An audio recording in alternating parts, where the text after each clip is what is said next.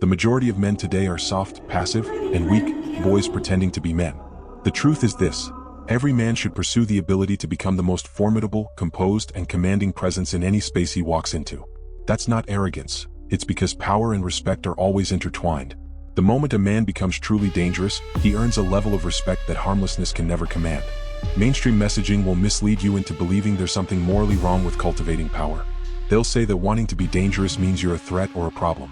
But in reality, deep in their core, every man, when he's honest with himself, would rather possess real power than be defenseless and forgettable. You know this when you're around someone who radiates strength. That quiet intensity, that sense of control.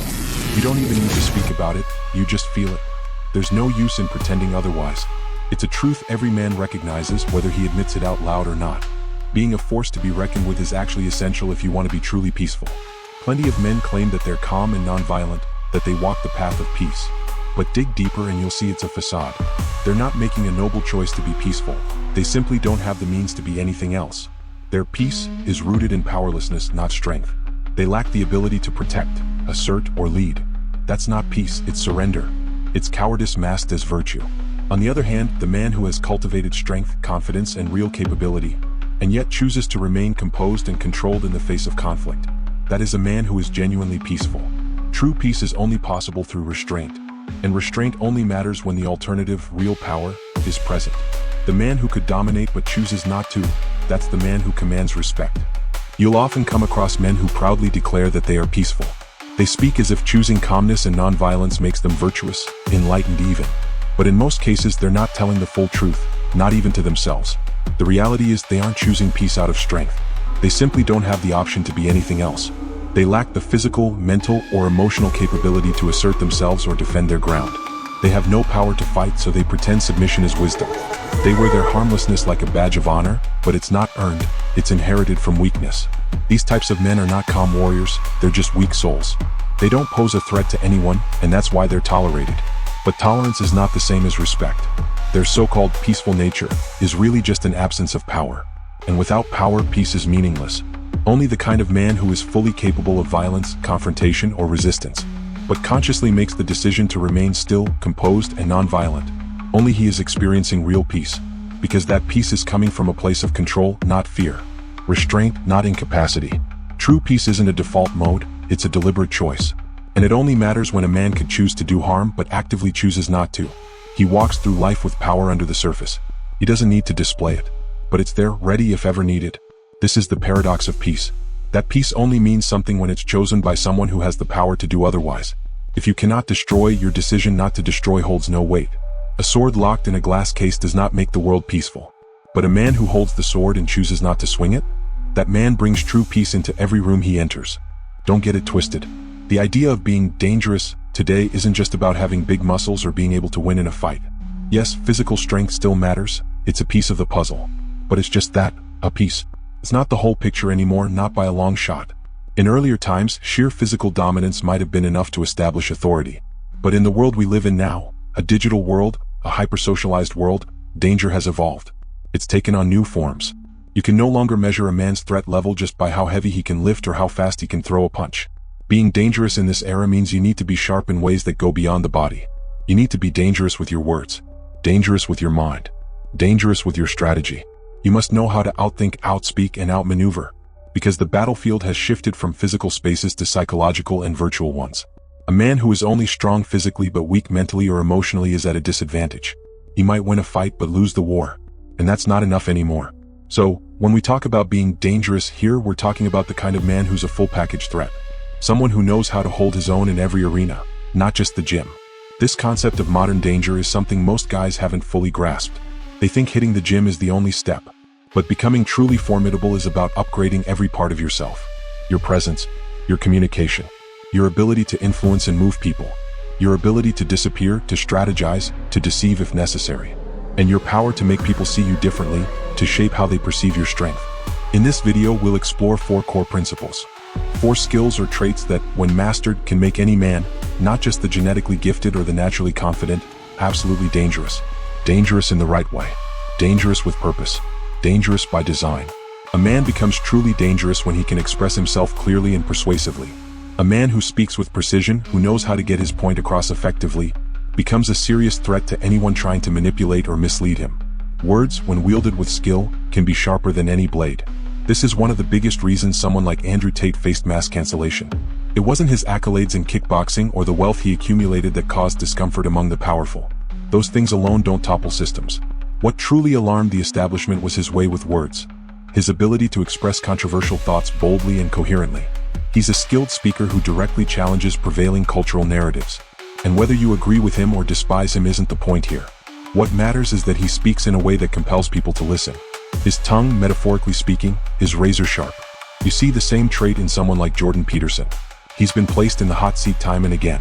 And each time, when people try to twist his statements or force him into a corner, he stays calm and dissects the conversation with precision. He doesn't get flustered. He responds thoughtfully and holds his ground. This is the power of articulation. Most men don't realize how deadly this ability is. In the modern world, verbal dominance can outweigh physical dominance. And ironically, many men who would be labeled as beta have learned to wield this power better than so-called alphas, because they've developed the skill that matters most in the digital age: clear-cutting communication. Think about how many influencers and creators thrive today by debating others online. Entire YouTube channels exist for the sole purpose of intellectually dismantling their opponents. And audiences love it. They're drawn to sharp minds and sharp tongues. Back in the day, if you wanted to embarrass or defeat another man, you had to be physically superior, you had to stand toe-to-toe and overpower him. But that landscape has shifted. In today's world, especially online and in professional settings, dominance is earned through speech, not strength. Always remember, the ones who survive and thrive aren't necessarily the most powerful in a raw physical sense. They're the ones who adapt fastest to new environments. And in our current digital era, the ability to speak well is one of the most adaptive and dangerous skills you can have. Influence is the power to make things happen. It's how you turn thoughts into action, how you move situations in your favor. In its most basic form, influence means getting others to follow your lead, to persuade them, subtly or directly, to do what you want or need done. It's not always loud and it's not always obvious, but influence is everywhere. It's a force that shapes behavior, beliefs, decisions. And the more of it you have, the more control you have over your environment. Just look at the immense power held by governments and major media outlets. Their ability to steer public opinion is enormous. They can sway millions with a headline, a clip, or a repeated message. They don't need to use brute force, they just apply pressure through perception. Imagine for a moment what they're capable of. If they decide to cast you in a negative light, even if it's untrue, they can do lasting damage. They can paint a story so compelling that ordinary people, friends, strangers, and co-workers will turn against you without even pausing to verify the facts. That is the dark side of influence, and it's real. It shows you just how powerful it is to control narratives, to direct emotion, to push people into action, sometimes without them even knowing they're being led. Now flip that concept to your advantage. When you are the one with influence, when you can rally others to your cause, that's when you become truly formidable. Because no matter how powerful you are on your own, your potential multiplies the moment people begin to stand with you. A dangerous man with no support is still a threat, but a dangerous man who can inspire loyalty, shape opinion, and lead others, that man becomes unstoppable. This is why building influence matters. Not just for fame, not for ego, but because when things get tough, when it's time to push back, negotiate, defend, or attack, having people behind you ready to follow your direction is the difference between standing alone and commanding an army. When you master the art of expressing your thoughts clearly and effectively, you gain one of the most powerful tools in shaping influence, because it's through words, spoken or written, that people come to understand you, connect with you, trust you, and eventually follow you. This is how influence begins. Not with control, not with manipulation, but with clarity. The man who can communicate what he believes with confidence, logic, and emotion is the man who can gather people under a shared vision, who can move opinions, shift moods, and change decisions just by speaking. There's a direct line between articulation and influence. One feeds the other, and when combined, they create a ripple effect. You say the right thing in the right way, and suddenly, someone rethinks their position. You tell your story with conviction, and now someone's ready to support your cause.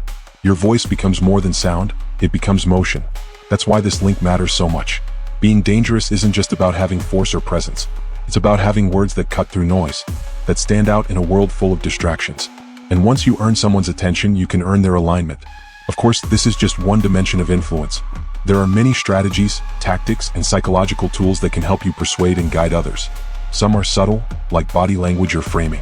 Others are more direct, like storytelling, scarcity, or social proof. But all of that is just the surface. There's a much deeper science and art to influence, and it takes time to unpack. We'll go into those other aspects in future videos. There's a lot more to explore. How people are influenced emotionally, socially, and strategically. How to use different methods depending on the situation. How to remain ethical while still being effective. So stay tuned, because mastering this skill isn't just about persuasion. It's about unlocking power in conversations, relationships, leadership, and even conflict. And once you understand how influence truly works, you'll never be the same. A lot of people can't resist the urge to broadcast their lives on social media. They post their meals, their milestones, their moods. But unless your social presence is locked down to only your closest family and trusted friends, or you're using it to generate income, building a brand, running a business, there's very little upside to putting your personal life out there for everyone to see. Because every post, every update, every check-in gives others information. And the more someone knows about you, the easier it becomes for them to gain leverage over you. Knowledge is power, and when you voluntarily hand it out, you're giving up your edge. People can anticipate your moves, undermine your plans, or even weaponize your vulnerabilities against you. Think about how tech giants like Google, Twitter, and Facebook operate. They collect vast amounts of data based on what you search, click, like, and share. And they don't do this for fun, they do it to manipulate behavior. They feed you ads, ideas, and content based on the patterns you reveal. But here's the part most people miss. You give them that power. You hand it over willingly, by living publicly. But when you choose to remain unseen, when you keep your moves quiet, your ambitions private, your routines off the radar, you gain something incredibly valuable, the element of surprise. If no one sees you coming, they can't prepare for you. You can outwork, outmaneuver, and outgrow someone who doesn't even know you're a threat yet. While they're watching someone else, you're moving in silence, stacking wins, building leverage, getting sharper. And by the time they hear your name, it's already too late. They can't stop what they didn't see being built. Your success arrives like a thunderclap, sudden, loud, and impossible to ignore. But by then, their chance to block you has already passed. That's why invisibility is power. Quiet movement creates devastating impact. In a world obsessed with visibility, sometimes your greatest weapon is your silence. Picture a UFC champion at the peak of his career. He's the guy holding the belt. He's the one everyone's watching, an icon in the spotlight. But while he's on top, there's something happening behind the scenes. There are hungry competitors, young and driven, studying him obsessively. They watch every fight, analyze every move. They think about him constantly, eating, sleeping, and dreaming about the moment they can take his crown. These contenders have the luxury of complete focus. They're tailoring their training, strategies, and mindset to that one goal, dethrone the champion. But the champion? He can't do the same. He doesn't know who, when, or how the next threat will rise. He has to divide his attention, stay ready for anyone, not just one name. He's visible, exposed, and constantly under scrutiny. And that's the point. When you're not the one in the spotlight, you gain a powerful edge. You get to sharpen your weapons in the dark. You can build, evolve, and strategize without pressure or interference. Your growth becomes unpredictable, untrackable.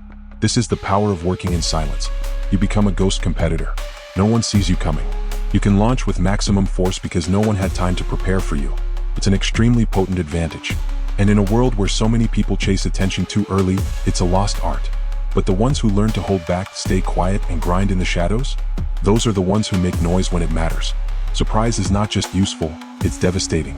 When you drop results out of nowhere, you don't give others time to defend, copy, or counter.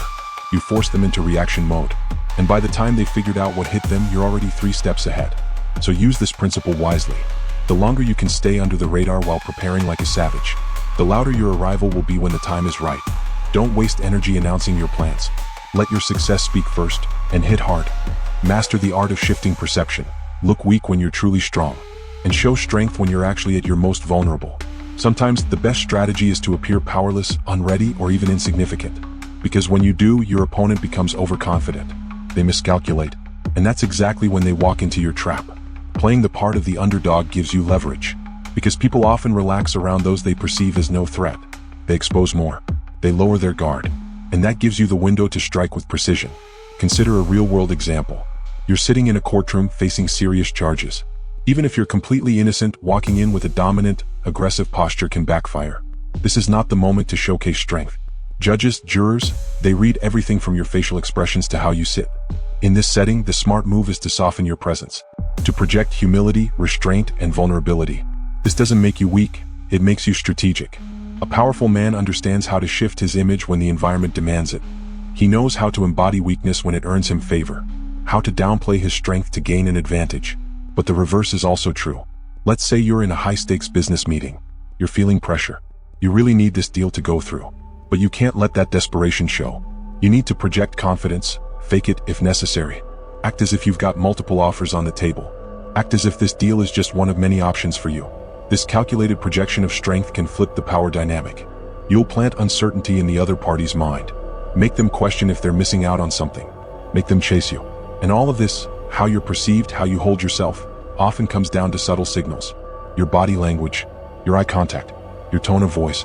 These small cues shape how others respond to you. A man who masters this, who can switch between strength and softness at will. That man is not just persuasive, he's dangerous. Because he can control how others see him. And that means he can control how others react. Before we wrap up, if you're serious about growing, evolving, and becoming the strongest version of yourself, then stick around. This content is designed to challenge your mindset and push you forward. If you found any value in what we've covered, if even one idea sparked something in you, a new thought, a shift in perspective, a bit of fire, then do us both a favor, tap the like button and subscribe. It's a small gesture, but it makes a big difference. It shows support for this type of message, and helps make sure more people, especially men who need this, get to hear it. We're building something here. A movement of men who choose strength over weakness, who value purpose, clarity, and power, not just for domination but for inner peace. So if that resonates with you, become part of it. There's more coming. More ideas, strategies, and conversations that go deeper into what it really takes to become formidable in the modern world. Because this path isn't a one-time decision, it's a lifestyle, a mindset. And if you're in it for the long haul, I've got your back. This isn't about hype, it's about truth. About helping men break free from passivity and become truly capable. Capable of defending, leading, influencing, and mastering themselves. So yeah, don't just scroll away. Drop a like. Hit subscribe. Turn on notifications if you want to catch the next one when it drops. Until then, keep training your mind, move in silence, and be dangerous in the right way.